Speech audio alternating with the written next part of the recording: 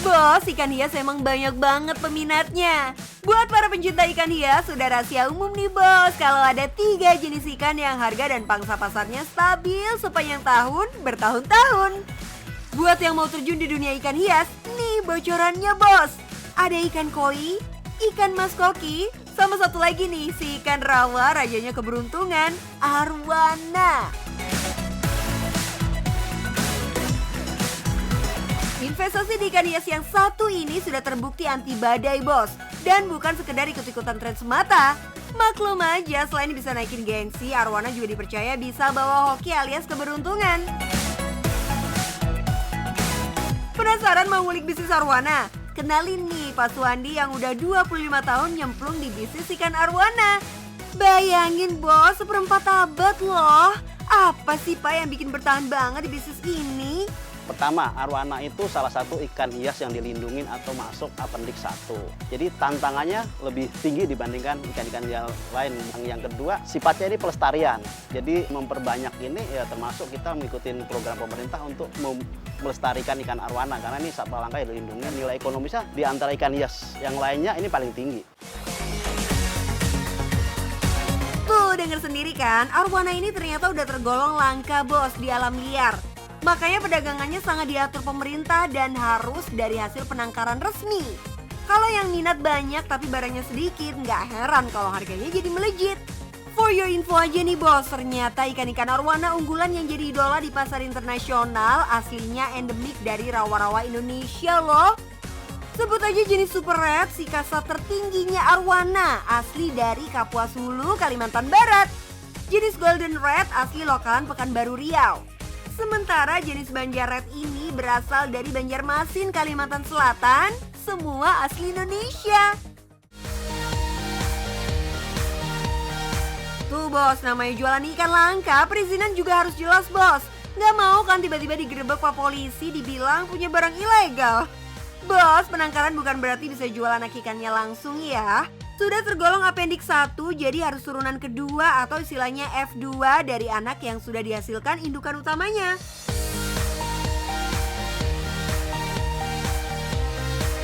Gampangnya sih gini bos, indukan yang diambil dari habitat aslinya harus sudah punya cucu dulu. Nah, mulai cucunya itu yang boleh diperjualbelikan. Tidak berhenti sampai di situ aja, ikan yang dikenal dengan nama lain siluk merah ini ketika akan diperjualbelikan harus dipasangi microchip guys. What? Iya, itu semua buat standar legalitasnya sekaligus mempermudah pemantauan beredarnya ikan. Untuk aturan dari pemerintah atau regulasinya, ikan boleh dijual itu setelah bisa ditanam chip. Jadi kurang lebih ikan 12 cm ke atas lah boleh dijual. Karena ikan 12 cm ke atas itu udah bisa dipasang chip. Kurang lebih umur kurang lebih 4 bulanan. Nah, buat kamu yang minder duluan karena males ribet mikir ngurus izinnya, pasti nyesel deh kalau udah denger hitung-hitungan cuannya. Kalau ngelihat potensinya, seekor arwana anakan aja udah bisa dihargain mahal loh bos. Dan semakin tinggi kualitasnya, harganya juga auto upgrade bisa sampai ratusan juta. Untuk PT Arwana kita jual mulai dari kisaran 25 cm up. Kisaran harganya kurang lebih 5-7 juta.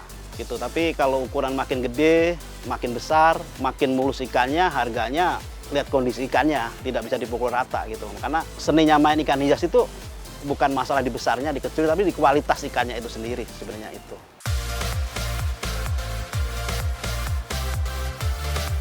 Kebayangkan di farm Pak Suwandi ini ada kisaran 500-an ekor arwana loh bos. Waduh, sedep bener ya. Buat kamu-kamu yang masih penasaran berapa banyak sih potensi panen cuannya, siapin catatannya bosku. Dalam setahun arwana super red ini bisa panen 2 kali bos. Musim kawinnya antara Februari ke Mei dan September sampai Desember. Gampangnya kalau udah musim penghujan, siap-siap juga hujan cuan juga deh bosku. Sekali bertelur, seekor betina bakal ngasilin 20-40 ekor anakan bos. Coba deh kalkulator cuannya dikeluarin. Kita ambil yang anakan ukuran 25 cm aja ya, yang harganya aja udah 5-7 juta.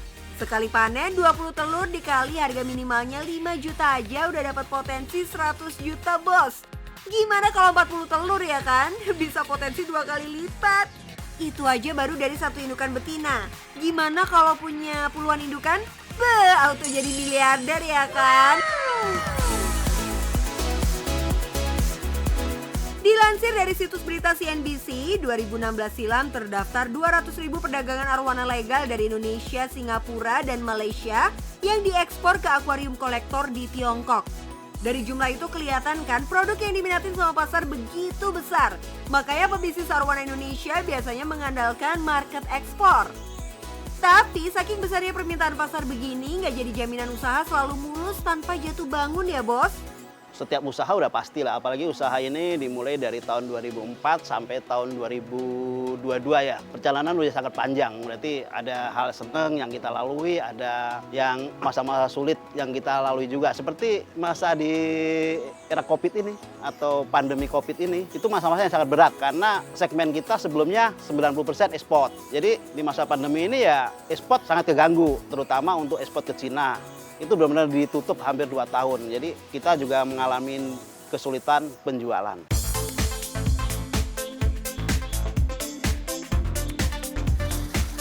Gimana? Udah siap mulai bisnis arwana? Satu lagi nih bos, catatan pentingnya. Lagi-lagi biar bisnis kamu bisa jalan dengan tenang gak kena masalah. Dan namanya mau ngejar cuan besar butuh komitmen serius dan perhitungan matang. Jangan setengah-setengah ya bosku. Selain buat menuntut lebih, investasi di arwana ini sangat besar. Pertama butuh lahan yang luas, butuh indukan yang lumayan mahal, butuh SDM yang mumpunin juga, ditambah lagi regulasi tadi. Tetapi kalau digelutin, arwana ini udah pasti jadi untung yang sangat besar. Gimana mau nyoba ngejar cuan dari arwana? Mulai aja dulu, karena yang penting cuan bos!